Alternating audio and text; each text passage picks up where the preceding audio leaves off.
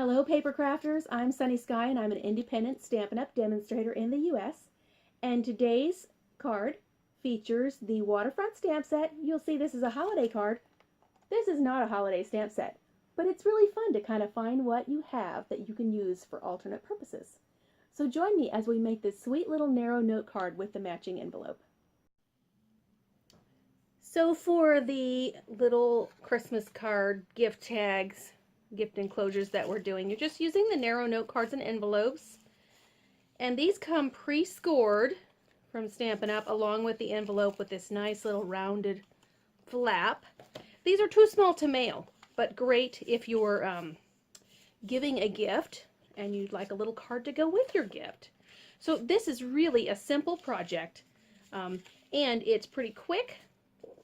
And what we're going to do is get these ready for embossing. And because they're small, I can do several at once.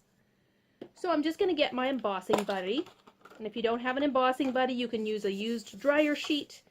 You can create your own with some old stockings and a little talcum powder.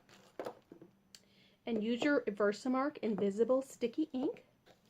And we're using the Waterfront stamp set, not a Christmas set at all. But the pine trees and these little speckles, whatever they're intended to be, they make great snowflakes in the night sky.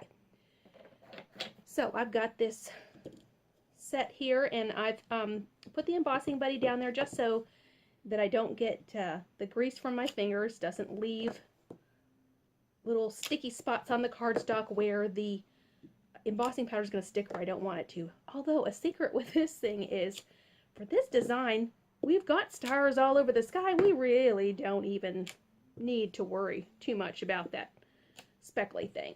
So I'm just stamping the trees 3 times across the front of the card, and then I'm going to go back and stamp the sky.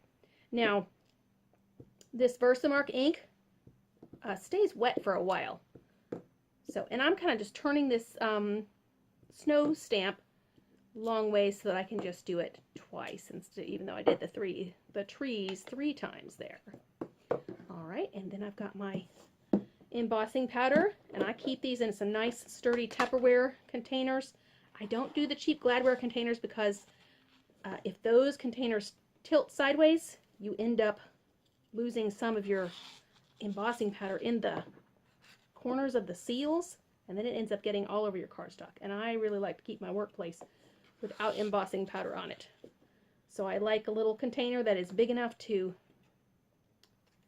hold a full sheet of cardstock, and then it works pretty well for most things that I'm doing. Close that up there. Okay, and these are ready to emboss.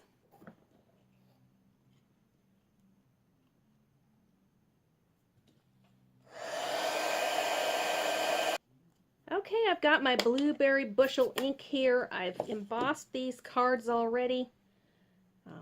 I am cheating a little bit. This is an older stamp set that I don't have in the catalog anymore, but it just fits so perfectly with this sweet, small, simple image.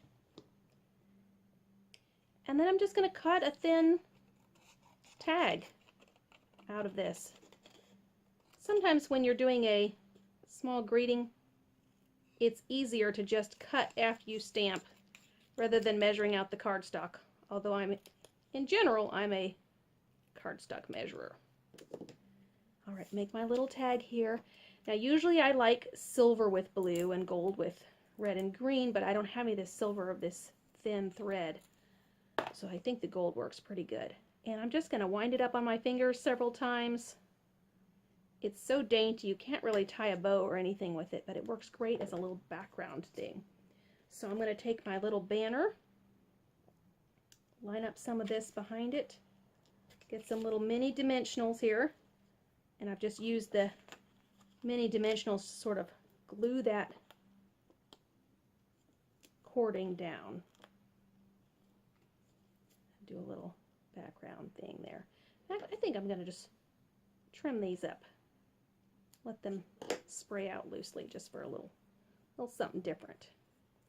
There. Okay, we'll take the backings off of our little mini dimensionals.